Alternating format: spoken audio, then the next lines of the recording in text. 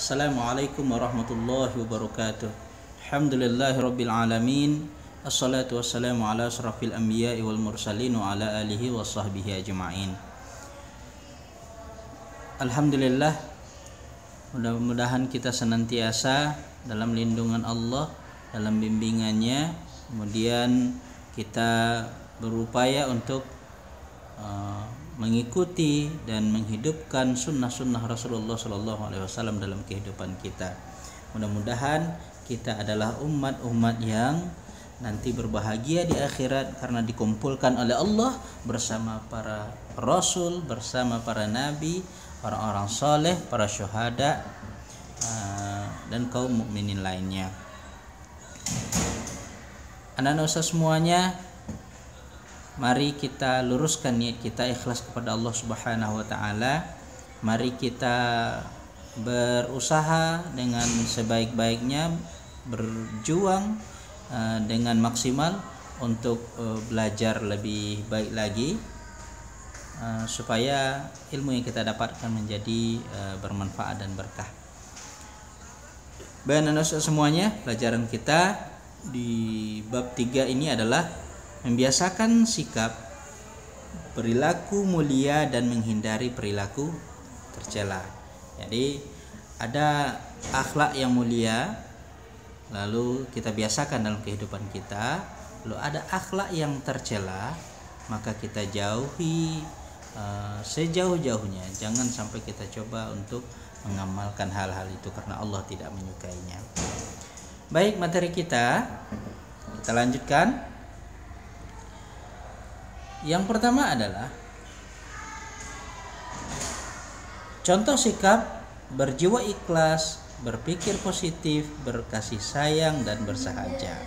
Nah, ini diantara sifat-sifat terpuji.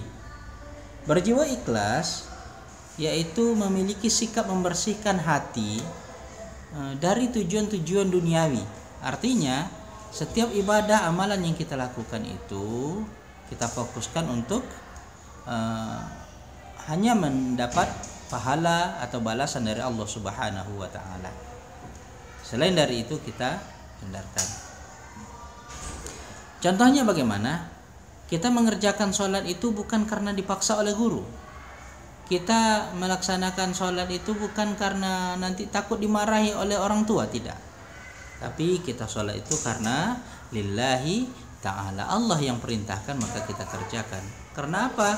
Karena nanti akan Allah ganti dengan keridhaan dan pahala. Nah, itu contoh berjiwa ikhlas. Lalu berpikir positif. Berpikir positif itu bahasa lainnya adalah husnuzon atau berprasangka baik. Nah, berpikir karena dasarnya baik atau berprasangka yang baik dan mengharapkan pahala dari Allah Subhanahu wa taala. Contohnya, kita lihat ada teman yang lagi cemberut, mukanya lagi kayak orang sedih, maka kita ketika melihat itu jangan berprasangka buruk dulu. Entah mungkin ada yang beban masalahnya atau mungkin dia lagi nggak enak badan atau apa. Maka sebelumnya ketika kita melihat seperti itu, sebelum kita tahu bukti kebenarannya, maka jangan pernah kita berprasangka buruk, mungkin sesuatu yang buruk terhadap teman kita yang mungkin lagi bersedih tersebut. Nah, selanjutnya berkasih sayang. Nah, inilah adalah salah satu sifat yang dimiliki Allah, adalah Ar-Rahman Ar-Rahim, Maha Pemurah lagi Maha Penyayang. Allah saja memiliki rasa kasih sayang, maka kita juga seharusnya memiliki itu. Menyayangi yang lebih kecil dari kita, menghormati yang lebih besar dari kita. Itu adalah bukti dari bagaimana perilaku kasih sayang itu kita miliki dalam hati kita masing-masing. Bagaimana bentuk sayang kita kepada teman? Contoh, ada teman yang melakukan kesalahan. Nah, apa yang kita lakukan? Cara menunjukkan kasih sayang kita kepada teman yang melakukan sebuah kesalahan adalah dengan menasehatinya, menyampaikan kepadanya bahwa apa yang dia kerjakan itu adalah salah. Jangan malah mendukung. Ayo, kalau ada yang menyobek buku, merobek bukunya, lalu kita semangat, ayo sobek lagi bukunya. Atau ada yang berantem, ayo pukul lagi teman. Tidak. Orang yang memiliki rasa kasih sayang itu adalah menasehati, menyampaikan kebenaran kepada orang-orang yang disayanginya. Nah, itu contohnya. Lalu bersahaja. Bersahaja itu maknanya adalah sederhana. Apa itu sederhana? Kita hanya memerlukan apa yang kita butuhkan, bukan yang kita inginkan. Kalau keinginan itu maunya apa saja.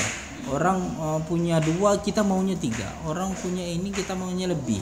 Nah, itu kalau keinginan. Sementara kalau hanya kebutuhan, apa yang kita butuhkan, hanya itulah yang kita ambil, hanya itulah yang kita miliki. Itu sikap bersahaja atau sederhana. Selanjutnya kita bahas tentang perilaku yang tidak baik atau perilaku tercela. Apa saja? Pamrih duniawi, suuzon, benci atau dendam, lalu dengki. Pamrih itu apa maksudnya? Lawan dari ikhlas. Nah, ikhlas tadi mengharapkan pahala dari ridha Allah, sementara pamrih itu adalah kalau tidak diupah dia nggak mau, kalau tidak diberi dia nggak mau. Ada orang tuanya yang minta tolong, kalau nggak dikasih duit dia nggak mau membantu orang tuanya, itu namanya pamrih. Ibunya minta tolong untuk menjaga adiknya sebentar, tapi kasih duit atau apa segala macam. Kalau ada orang yang seperti itu, maka dia tidaklah ikhlas dalam menjalankan apa yang dikerjakannya. Padahal kita disuruh untuk ikhlas hanya mengharapkan ridha Allah Subhanahu wa taala. Nah, suuzon itu artinya prasangka buruk. Yang kalau prasangka baik itu yang sifat terpujinya memandang seseorang itu dengan nilai-nilai keburukan. Nah, itu suuzon namanya. Maka itu harus dihindarkan. Jangan berprasangka apa saja yang kita dilihat kepada orang lain, maka kita muncul pemikiran yang buruk terlebih dulu terhadap orang itu nggak boleh. Nah, menghindari sikap membenci dan dendam, ini yang nggak boleh. Kita pernah diganggu teman, gara-gara cuma teman nggak sengaja senggol kita pukul. Nah, itu orangnya suka membenci dan dendam itu.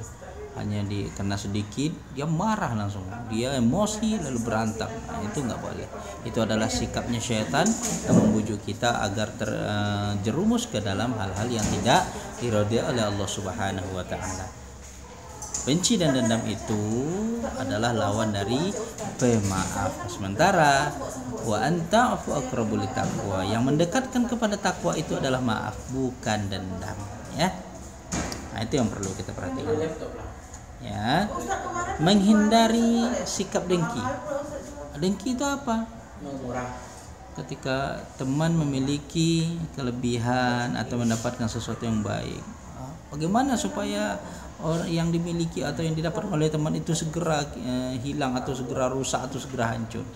Jadi tidak senang melihat temannya senang, tidak sakit hati ketika melihat saudaranya bahagia. Itu namanya sikap dengki.